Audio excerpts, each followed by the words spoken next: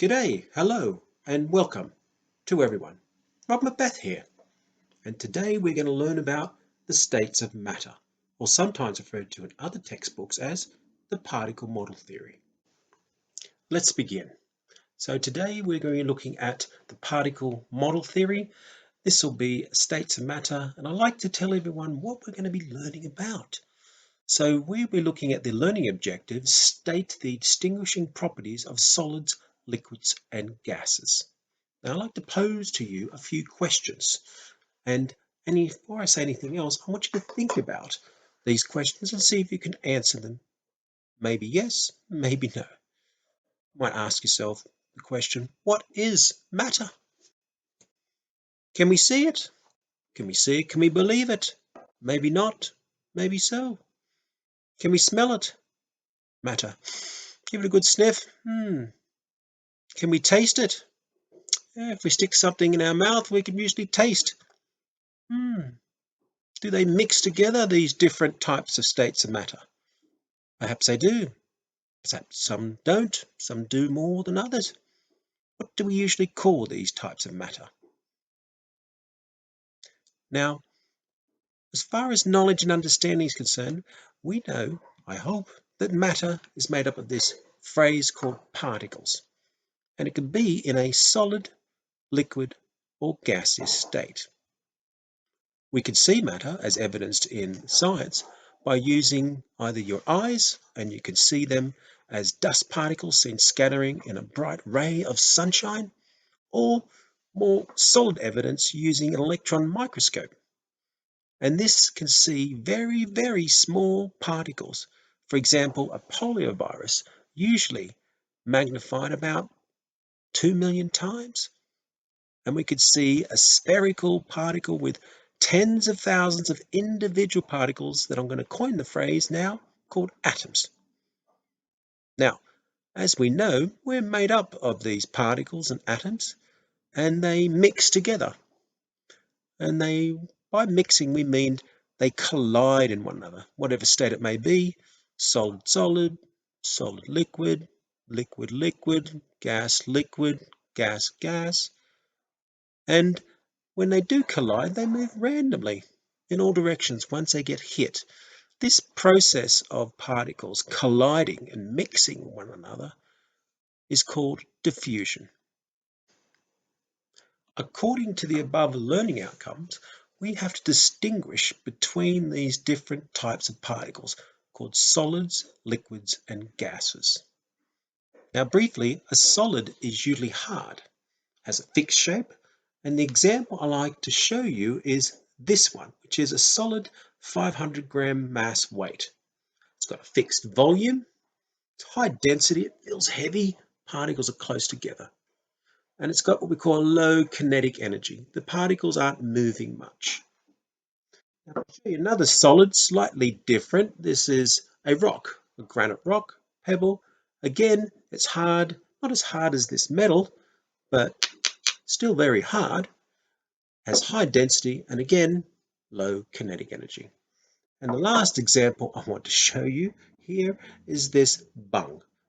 It's a rubber made of polymer, and it's hard, a little bit softer, but solid just the same. Now, the next example I'm going to show you is a liquid. We know this as water. Now, the water, according to the particle model theory, is a flowing particle. It can go from one place to another. It usually has a fixed volume, if the temperature stays the same. So now I'm going to pour this water into this measuring jug. And then we'll see that the water changes its shape. It takes the shape of the container. The volume hasn't changed. So if I pour this back into here, we can see that it goes back to the original position at the top of the conical flask, the neck there. It's less dense than a metal, solid, or any solid, because the particles are a little bit further apart. But the energy in the system is a bit higher, so they have a little bit more motion. Now, if I show you a gas, I'm going to blow up this balloon, expire my respirated air into it. It's a mixture of gases, usually nitrogen and oxygen, and a bit of a higher proportion of carbon dioxide. This is a gas contained inside this balloon. It has no fixed shape or volume. It's the lowest density of all the solids and the liquids, and it takes up any shape that I want it to be. So it moves around in the room and takes up that volume and that space. Now, in terms of volume, it may have the same volume as this cylinder here, but it nowhere has the same amount of mass. Reason being is particles are much closer together in the solid compared to the same volume of air trapped inside this balloon under pressure.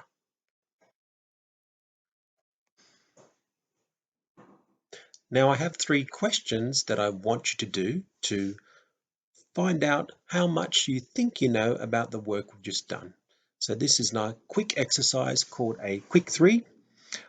What I would like you to do is to, after I've read each question, is to pause the video for about 30 seconds, write down on a piece of paper or on your computer what you think the answers are.